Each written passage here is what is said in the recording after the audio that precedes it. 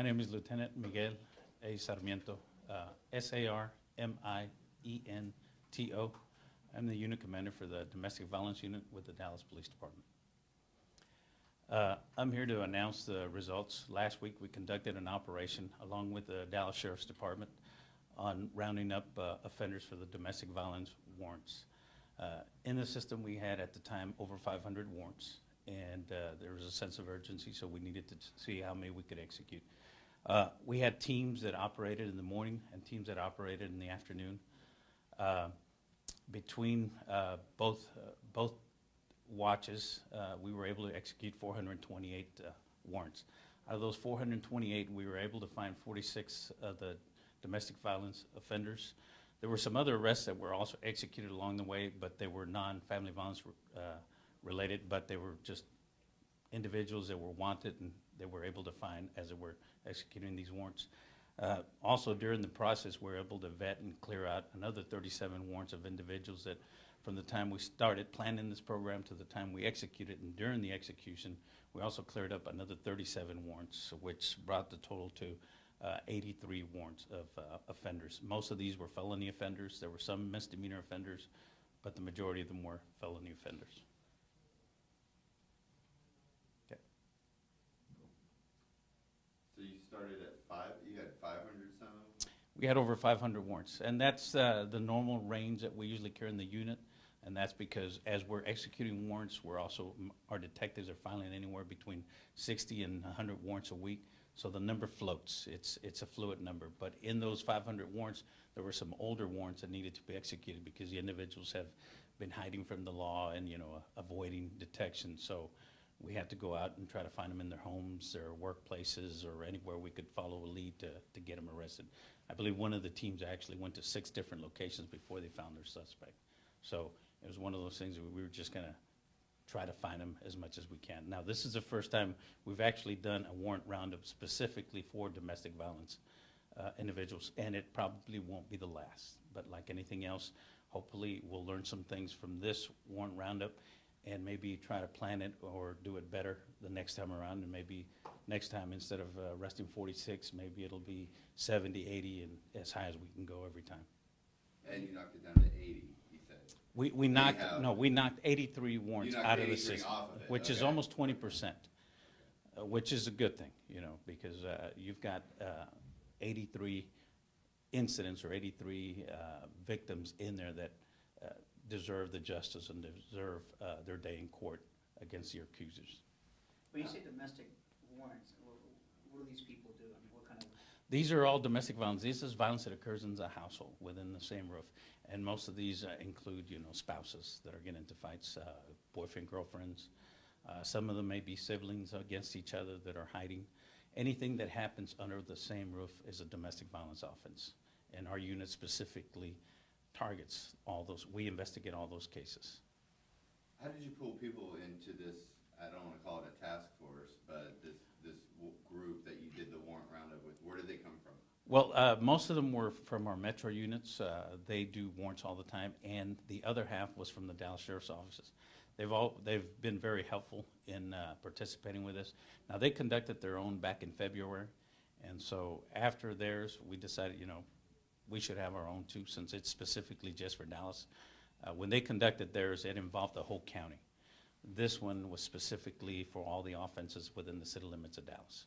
So is it more of a just reprioritizing the warrants they're going after? These people go after warrants all the time. That's their job. Correct.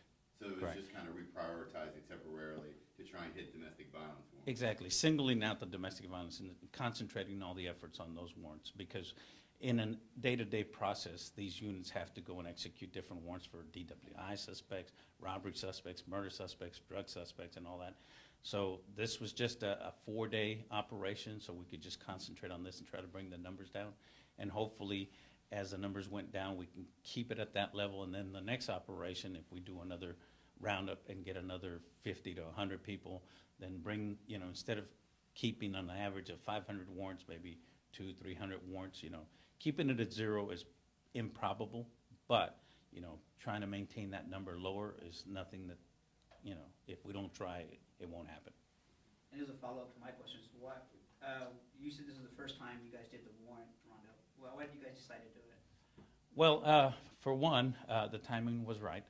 Two, since the mayor's been on his campaign for over a couple of years, we've actually been thinking about this for a while. And it's just a matter of getting all the resources in place. And this was a good time. It worked out for everybody. And like I said, we reached out to the sheriff's office, and they were more than willing to help us out. How long have some of these warrants been outstanding? Some of them, a couple of years, 2, 3 years. So, you know, that's an individual that's been hiding from the law and needs to be found. And were any of there were some criminals who were released due to a software malfunction a way back. Were any of those people re-arrested or anything? Actually, we did have one that was arrested this morning, Ray Heron. I believe he made the news last week. We were notified by the sheriff's department that they picked him up this morning. So he's in custody. And some of the other folks we've refiled on, and we'll find them. You know, it's just a matter of time. Just because there's a technical glitch doesn't mean that the offense disappears. Doesn't mean that we won't go after them. It just means that they may be out for a day or two, but they're going back in one way or the other. The guy who you guys caught, what was he originally in jail for? He was originally sent in for, I believe, aggravated assault, but there was a miscue in the system, and he was released early. But it's been corrected, and he's in jail right now. Can you enlighten me with when police are dealing with domestic violence and warrants relative to domestic violence? I guess it seems to me to be a little different sort of animal than other crimes, considering I would think maybe some of these people, they have a domestic violence call, it gets put in the system, you know, the system takes a long time, maybe this couple made up and they're sort of, like, they don't want the person to be picked up again and they want it to just go away. Like, are there challenges like that with this? There's always challenges because you're talking about some of these relationships are people that have been married for years. They love each other. A moment of anger may have changed things for forever or for a while. And so our biggest challenges are having victims follow through in the system. But we have a lot of programs in place. We use the advocates. We have case managers that talk to these individuals to see not only to try to get them help in the judicial side, but through, you know, psychological services or housing if they need it. You know, it's more than just you know, put them in jail and that's it. We try to give them a full complement of services that they may need. And sometimes they get back together, sometimes they don't. Sometimes when we go arrest them, they don't want them to go to jail, but unfortunately the warrant's there, we have to do our job. So they, you know, they have to understand that there's consequences for committing that crime, and there should be. Guys, I appreciate it. Thank you very Can I much. just do one more? I'm sorry. And I'm just trying to just understand one more Last about question. the sort of, to quantify sort of how this has made Dallas safer. It seems like, is this more of like cleaning up paperwork, or, because I'm not worried about a guy that beat his wife. He's not going to come beat me up. You know, it's sort of, how is this sort of, if you get a drug dealer off the street or some guy who's going robbing 7-Eleven. You have to remember that a guy that will commit that crime is not necessarily only going to have that type of crime.